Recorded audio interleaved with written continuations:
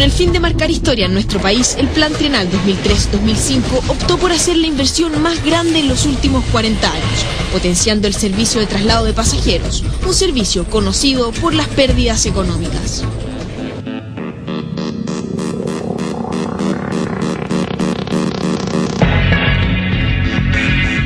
¿Me van a devolver los pasajes? Me imagino. ¿De qué salieron ustedes? 8 de la mañana. ¿De dónde? De un cuarto para las 9 en realidad, de Frutillar. Perfecto. ¿Dónde quedó en pana el tren? Sí, no sabría decirle, en varios lugares. 44 millones de dólares se invirtieron en la restauración de las estaciones, en la reparación de las vías y en la compra de trenes españoles refaccionados. Al final de este plan trienal, todos los trenes de ferrocarriles estarán en condiciones de moverse con seguridad, con los equipamientos tecnológicos del día de hoy. Muchas gracias a todos ustedes por permitirme estar aquí y por permitir y hacer que el tren llegue hasta Puerto Montt. Muchas gracias.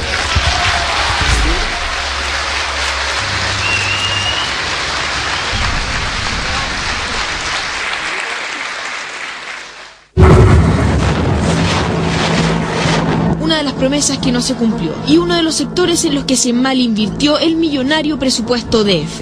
A lo largo de este reportaje verá varios ejemplos que dará cuenta sobre lo que se hizo con sus impuestos. El Plan Trienal 2003-2005 respondía a un proyecto que desde hace una década tenían las autoridades: revivir el ferrocarril. Pero esta vez se llevaría a cabo con mucho más ímpetu y, por supuesto, más capital.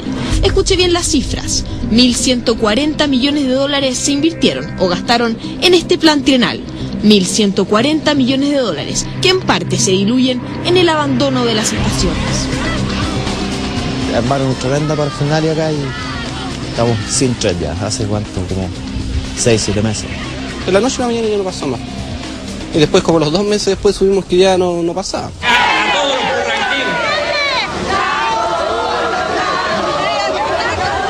A menos de 2 años de esta celebración, este abandono. Y tiene una respuesta clara. Desde el 26 de marzo que el ferrocarril no funciona.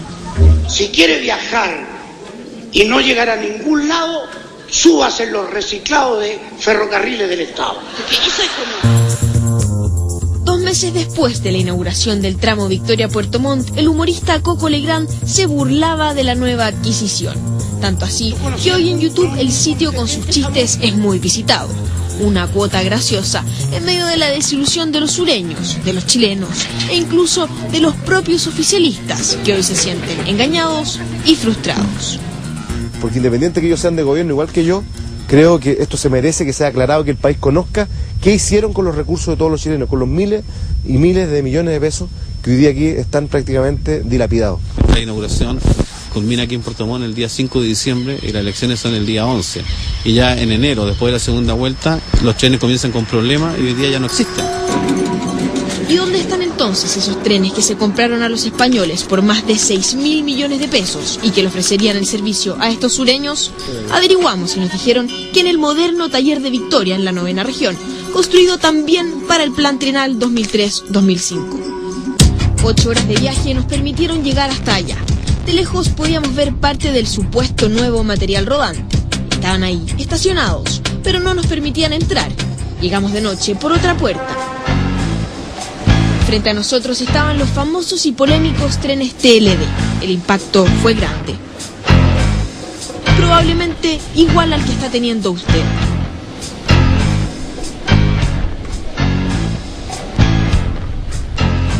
En una deplorable condición encontramos la millonaria inversión de ferrocarriles, trenes sin pintura, chocados y algo más que les mostraremos más adelante. 1.140 millones de dólares a merced de ferrocarriles del Estado, y hoy de Victoria al Sur lo único que se ve de eso son las estaciones abandonadas y uno de los 4 trenes comprados funcionando. ¿Y sabe por qué? Porque hicieron un 4 en 1. A cada vagón se le sacaron las partes buenas y con todo eso armaron un solo tren. Un tren que hoy hace un servicio local entre Victoria y Temuco. Claro, de 4 que compró Chile a España, refaccionado, este en este minuto es el único que está en funcionamiento. Son la impresora de información que te podrían dar por el GPS, la podrías imprimir acá. Pero no, ¿el GPS no funciona? Yo tampoco. Si esto fuera una película, le acabamos de contar el final. Pero la pregunta del millón es, ¿cómo trenes diésel?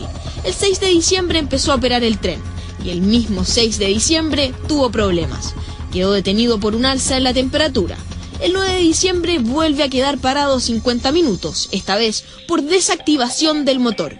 El 10 de diciembre, lo mismo, motor fuera de servicio. 14 de diciembre, 15 de diciembre, la lista es enorme. Los motores venían malos, motores malos.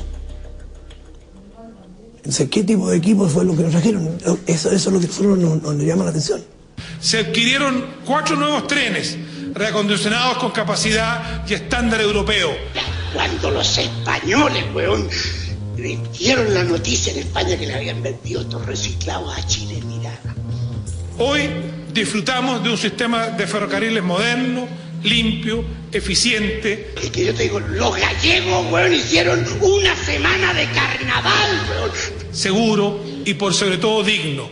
No podían creer que existieran weones más weones que ellos. Estaban locos, weón, locos, fascinados.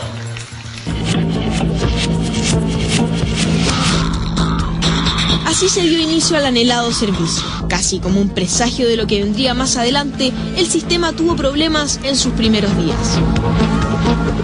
La explicación que dio EFE fue que subió más gente de la que permitía el tren. Todos los estudios de demanda que nosotros teníamos, no calculábamos este éxito en el término de pasajeros. El tren, que tiene capacidad para 136 personas, salió de aquí con 250 personas. ¿Eso es responsabilidad de la empresa entonces?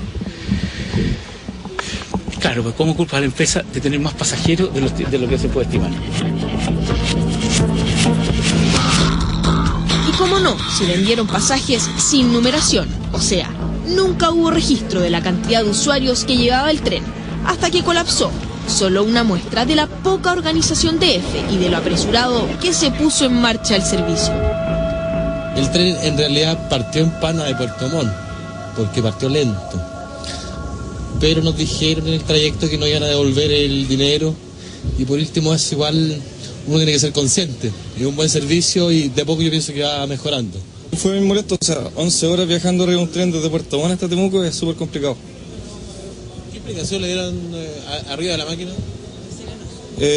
Mira, recién unos nos explicaron que había un problema con el motor, con la transmisión que no pasaba los cambios del tren.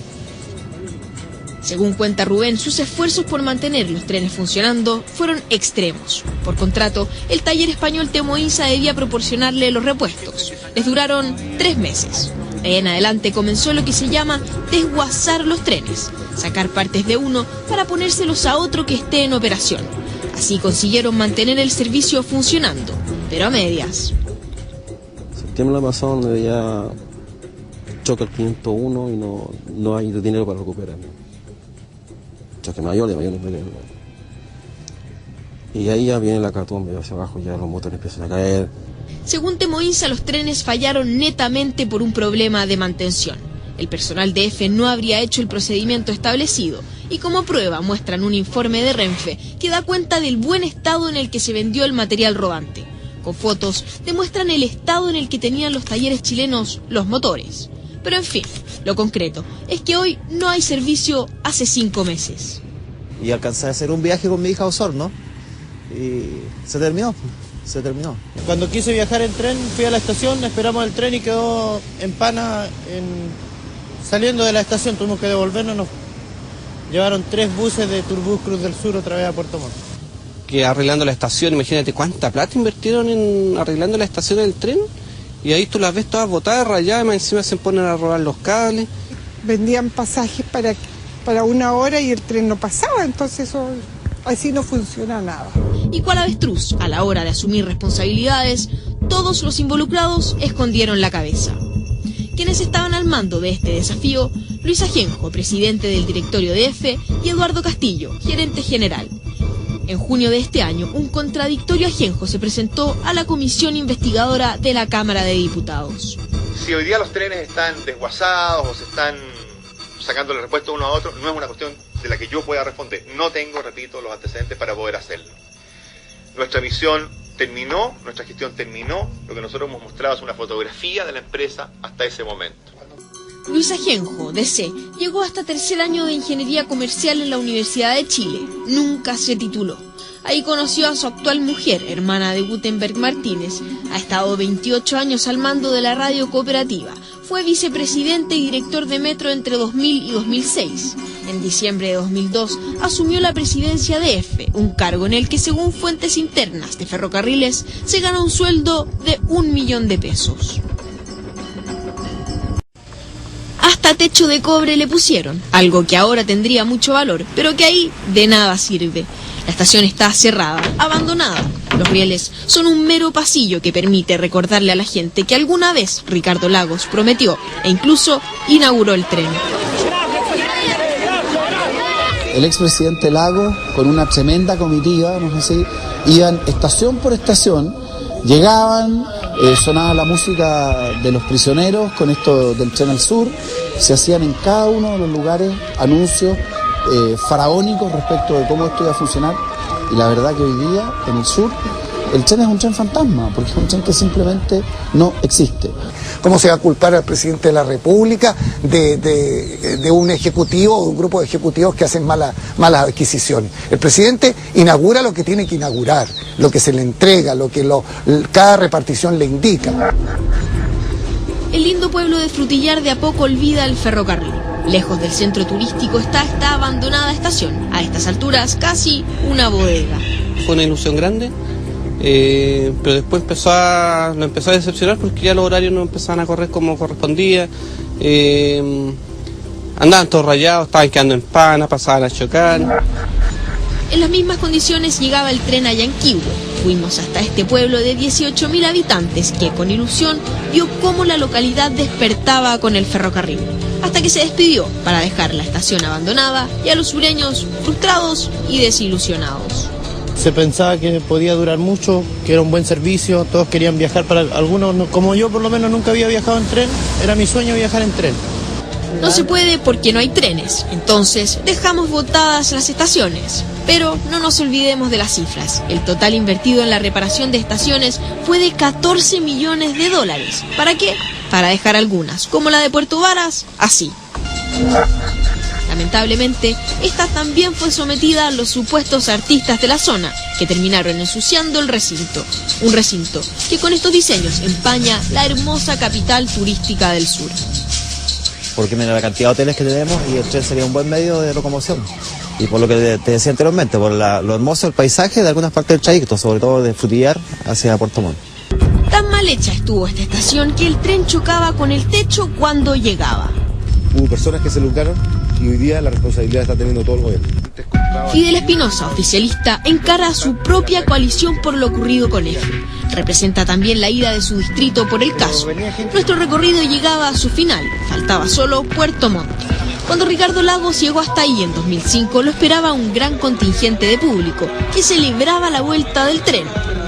Cuando venía acá al sur, me preguntaban, ¿y el tren cuándo? Porque nos parecía difícil. ¿Y el tren cuándo? A partir de hoy, yo creo que los trenes volverán a cumplir el rol como integradores de Chile. Muy por el contrario de lo que alguna vez soñó el expresidente Ricardo Lagos, a 2 años de sus palabras, la estación está desierta.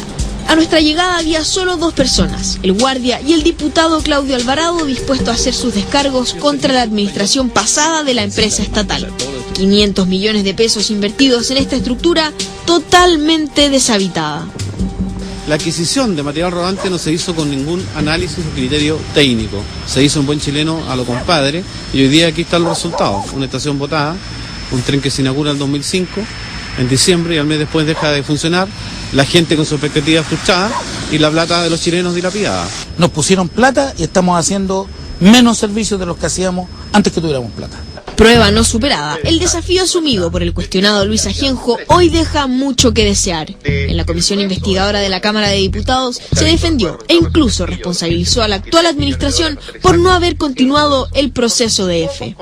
Los trenes, hasta donde yo los vi, estaban funcionando. No era el servicio óptimo, no era lo que la gente esperaba, probablemente no era lo que la gente esperaba, pero era lo que se podía hacer y es lo que se pudo hacer con los recursos que estaban disponibles. ¿Acaso no fueron suficientes más de $1.000 millones? ¿Cuánto necesitaban para hacer un servicio como corresponde? Pero las dudas no terminan ahí. ¿Valía la pena un servicio que partiera en el pequeño pueblo de Victoria y que culminara en Puerto Montt? Para averiguarlo, el año 2002 le pidieron a un expresidente de directorio de EFE que hiciera un estudio. Para los expertos, el resultado fue concluyente. Indicaron que no era socialmente conveniente. Luego EFE rehizo la evaluación y se llegó a una tasa de retorno social de 10.02%. Y el Mideplan exige un 10%. Misteriosamente, tras el informe de la Administración de Ferrocarriles, se superó en un 0,2% las exigencias mínimas para poner en marcha el tramo Victoria. Efectivamente, los vimos estacionados en la Maestranza San Eugenio. Parecía increíble que los trenes comprados especialmente para el tramo Santiago-Temuco estuvieran ahí detenidos, si estaban buenos. Como si hoy día nosotros supiéramos que un operador tiene escondido 1000 buses nuevos y que no los saca a la calle solo porque no ha llegado a un acuerdo económico. Sería una brutalidad.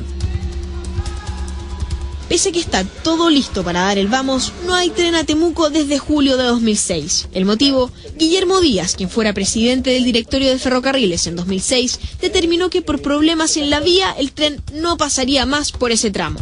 Extraño, si la memoria del plan trienal 2003-2005 da cuenta del pago de 2.000 millones de pesos por el recambio de durmientes. ¿Qué se hizo con esa plata? ¿Se repararon las vías? ¿Qué pasó con la supuesta inversión?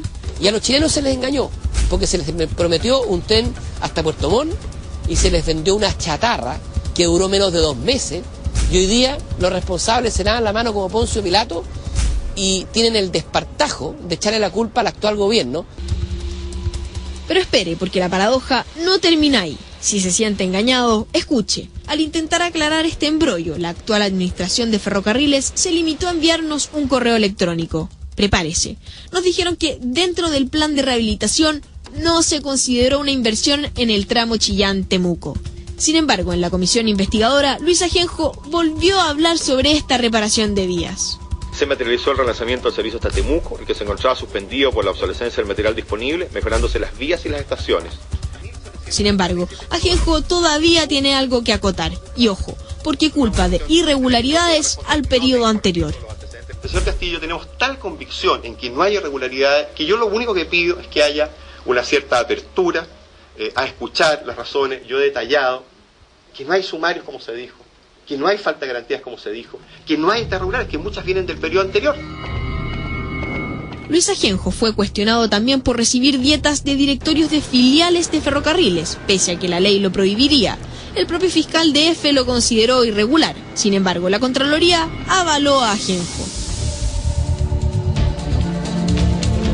Pero persiste la duda ahora de por qué no se reanuda el tramo Santiago-Temuco si se invirtieron 25 millones de dólares en trenes y supuestos 4 en la reparación de las vías. Ferrocarriles, en el mismo correo electrónico, responde que están evaluando la rentabilidad del servicio. ¿Acaso no se hizo eso antes? ¿Por qué entonces se invirtió todo ese dinero? Preguntas que solo consiguen indignar más sobre el derroche de EFE. Hoy día se está recién armando un sistema contable para poder estimar o establecer la rentabilidad de las rutas. Por lo tanto, es súper difícil poder calcular la rentabilidad de las rutas que actualmente están en operación.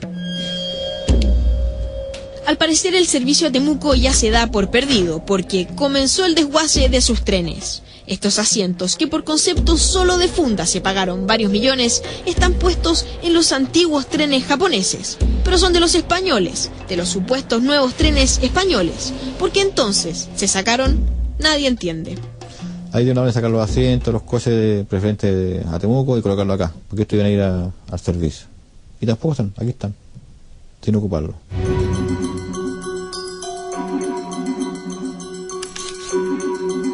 No era raro que los trabajos realizados sobrepasaran los costos establecidos por contrato, y un claro ejemplo está en Morandé 115. Nuevos trenes, nuevos sistemas de electrificación, nuevos durmientes, nuevas estaciones y a lo nuevo rico no podían faltar las nuevas oficinas. Para arreglar sus pisos les aprobaron un presupuesto de 160 millones de pesos, pero no les alcanzó. Para terminarlas necesitaron de un 137% más, vale decir 370 millones de pesos. ¿Quieres saber más de las oficinas? Para fiscalizar las obras se contrató a un inspector, pero según la Contraloría no se ha podido acreditar su trabajo. casi 70 millones de pesos a la basura. Por si fuera poco, se pagaron 80 millones de pesos más de lo pactado por contrato por el arriendo de las oficinas. En resumen, casi $1 millón extra en Morandé 115. ¿Por qué? ¿Quién aprobó esas platas? Respuestas que nadie nos quiso dar, pues hasta ahora no hay responsables. No hay tren Santiago-Temuco, tampoco hay servicio Victoria-Puerto Montt, quiebra Biovías y Merval, y el tramo Santiago-Talca está a punto de desaparecer. ¿Qué ofrece EFE hoy? Esto que ve no es Transantiago, es el Metrotren un día en la tarde. Hace algunos meses bajó su frecuencia para la electrificación de las vías, por eso la extraña cantidad de público. Prontamente se restaurará el horario normal y este tramo, pese a las pérdidas de ferrocarriles, saldrá aún más seguido. No es que está lleno de gente, weón. La gente va toda apretada, weón, va bajando arrancado, weón. Y así todos los días, weón. Esperan de llenar la línea del parque. Realmente queda parado harto rato en la estación. Que nos queda una deuda cada vez mayor. Y en la parte de pasajeros hay que calcular cuál servicio conviene operar socialmente hablando y licitarlo. Para salvarlo, proponen licitar las vías, privatizar los servicios rentables económicamente y subsidiar los rentables socialmente, una idea. Pero todos coinciden en que para que EFE se mantenga es urgente potenciar el servicio de carga. Todos los tramos van a ser rentables en la medida en que yo mueva carga suficiente. Es la carga la que va a pagar la vía férrea, no el pasajero. El pasajero no paga nada. El pasajero paga cuando hay ciudades de principio y término de 1 millón de habitantes cada una. Y en el tramo Victoria-Puerto Montt hay pueblos de 7.000, como Mafi. Según él, como está EFE, no tiene posibilidad de salir a flote. Ahora EFE intenta levantar cabeza con un modelo de negocios que pretende hacer más eficiente su gestión, pero las pérdidas crecen año a año. En 2006 el déficit fue de 38.000 millones de pesos y según cálculos de la Federación de Ferrocarriles, este año será el doble. Recientemente se aprobó un crédito por $24 millones solo para pagar la indemnización de trabajadores, un hoyo sin fondo. El plan trienal nos deja menos servicios, estaciones refaccionadas pero vacías, trenes nuevos, malos y los buenos sin operar. En fin, nos deja un gusto amargo y el derroche de $1.140 millones mal administrados.